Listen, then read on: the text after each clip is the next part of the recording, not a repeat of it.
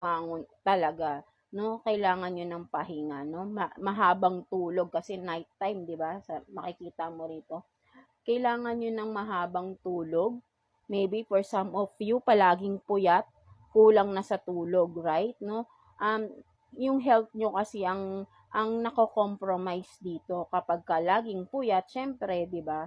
Mga earth signs natin. So ayun yung nakikita ko rito, no.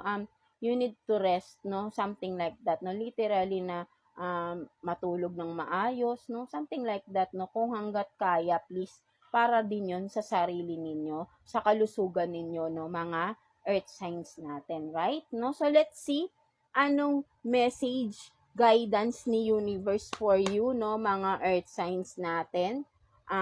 Yeah, tignan natin, kuha tayo ng one card here for you, earth signs, guidance for you ni universe, no, mga earth signs natin.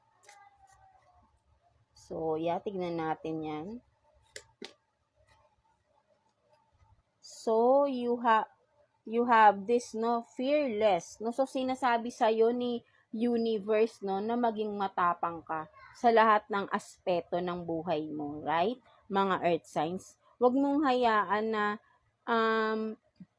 kumbaga ay hindi naman tayo yung magiging, pag sinabing fearless, yung masyado ng matapang na parang nang aaway na tayo, hindi, no.